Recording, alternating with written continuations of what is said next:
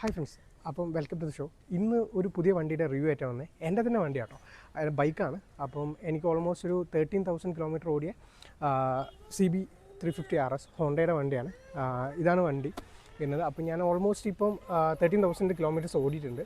അതേപോലെ 2 ഇയേഴ്സ് കഴിഞ്ഞിട്ടുണ്ട്. 2 years and ചില്ലറ, ഒരു 4 മന്ത്സും കൂടി കഴിഞ്ഞിട്ടുണ്ട്. 2 ഇയേഴ്സ് 4 മന്ത്സ് കഴിഞ്ഞിട്ടുണ്ടാവും. അപ്പോൾ ഇതാണ് വണ്ടി വരുന്നത്. അപ്പോൾ ഇത് വരുന്നത് ഹോണ്ടയുടെ CB350RS എന്ന് പറഞ്ഞ സെഗ്മെൻറ്റിലുള്ള വണ്ടിയാണ്. ഒരു റെഡ് കളറാണ് ഞാൻ എടുത്തിരിക്കുന്നത്. 2021 നവംബറിൽ എടുത്ത വണ്ടിയാണ്. അപ്പോൾ ഓൾമോസ്റ്റ് ഞാൻ പറഞ്ഞ പോലെ ഇതാണ് കിലോമീറ്റർ വന്നിട്ടുണ്ട്. അപ്പോൾ ഇതിൻ്റെ യൂസർ എക്സ്പീരിയൻസ് റിവ്യൂ നിങ്ങൾ എടുക്കണോ എടുക്കേണ്ടേ എന്നുള്ള കാര്യങ്ങൾ ഞാൻ കൂടുതലായിട്ട് പറഞ്ഞുതരാം.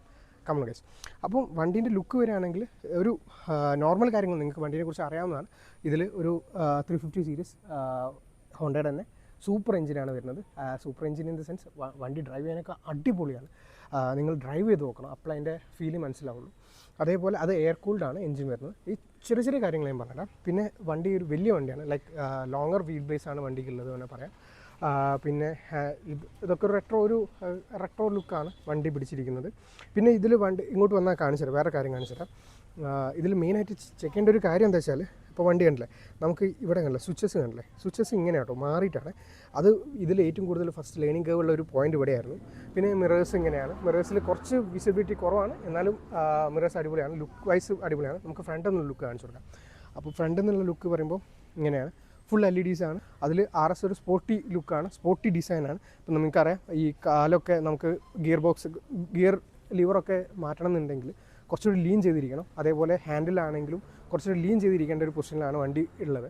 അപ്പം നിങ്ങൾ വണ്ടി എടുക്കാൻ പ്ലാൻ ഉണ്ടെങ്കിൽ ഉറപ്പായിട്ടും ടെസ്റ്റ് ഡ്രൈവ് ചെയ്യണം. അറ്റ്ലീസ്റ്റ് ഒരു 2-3 ടെസ്റ്റ് ഡ്രൈവ് ചെയ്യണം എന്നാണ് ഞാൻ പറഞ്ഞത്.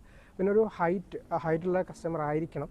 ഹൈറ്റുള്ള കസ്റ്റമർ ആണെങ്കിൽ സിമ്പിളായിരിക്കും, വലിയ ഇഷ്യൂസ് ഉണ്ടാവില്ല. പ്ലാന്റഡ് ഫുഡ് ഉണ്ടെങ്കിൽ, അപ്പോൾ എനിക്കിതിൽ പ്രോപ്പറായിട്ടുള്ള പ്ലാന്റഡ് ഫുഡ് കിട്ടില്ല. ഇപ്പോൾ ഏകദേശം എനിക്ക് ഇങ്ങനെയൊക്കെയാണ് കിട്ടുന്നത്. അപ്പോൾ അതൊരു സിറ്റിയിലേക്ക് നോക്കുന്ന ഒരാളാണെങ്കിൽ ബെറ്റർ നിങ്ങൾ ഒന്നുകൂടി ടെസ്റ്റ് ഡ്രൈവ് എടുത്തിട്ട് മാത്രം നോക്കുക. പിന്നെ ഇത് ലീൻ ചെയ്തിട്ടാണ് ഓടിക്കുന്നത്. വണ്ടി ലുക്സിലാണ് അടിപൊളി, ലുക്സിലും അത് റൈഡ് ചെയ്യാനും അടിപൊളിയാണ്.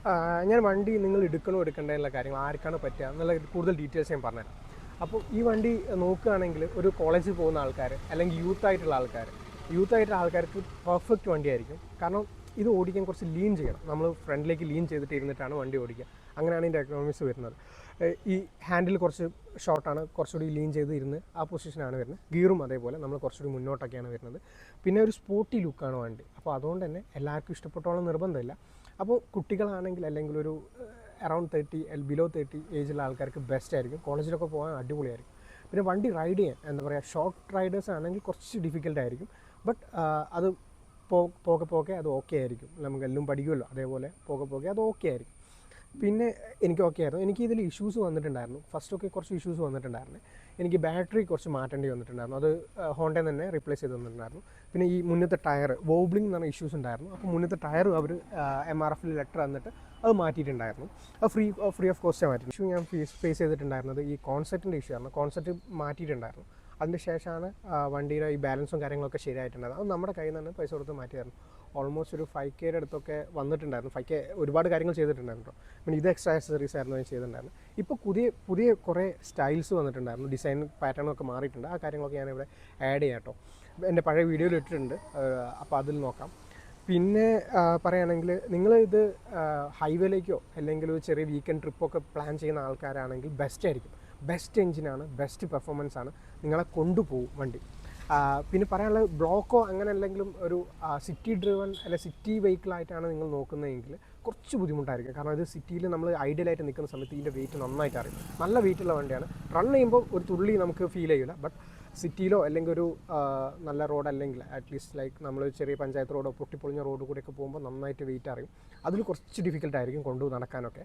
അതേപോലെ സിറ്റീസിൽ നമുക്ക് അങ്ങനെ ബ്ലോക്കിൻ്റെ ഇടയിൽ കൂടെ ഒന്നും കൊണ്ടു നടക്കാനൊക്കെ കുറച്ച് ബുദ്ധിമുട്ടായിരിക്കും. അപ്പം യൂസ് ടു ആയ ആൾക്കാർക്ക് ഓക്കെ, ബട്ട് എന്നാലും ഒരു ബിഗിനർ എന്നുള്ള ലെവലിൽ ബുദ്ധിമുട്ടായിരിക്കും. ബിഗിനർ ഫ്രണ്ട്ലി ആണെന്ന് ചോദിച്ചാൽ പെർഫെക്റ്റ്ലി ബിഗിനർ ഫ്രണ്ട്ലിയാണ്. ഞാൻ പറഞ്ഞല്ലോ, നമ്മൾ പിന്നുള്ളൊരു മെയിൻ കാര്യം ഇതിൻ്റെ ഗിയറിംഗ് പൊസിഷനാണ്. നമ്മൾ ഈ സിറ്റീസിലൊക്കെ ബ്ലോക്കിൽ റൈഡ് ചെയ്യുകയാണെങ്കിൽ 1, 2, 3 1 or 2 നമുക്ക് യാത്ര ചെയ്യാൻ പറ്റുള്ളൂ. അങ്ങനെ ഒരു ഇഷ്യൂ ഉണ്ട് കേട്ടോ. ആ ഗിയറിംഗ് സിസ്റ്റത്തിൻ്റെ ഇഷ്യൂ ആണ്. അപ്പോൾ നമുക്ക്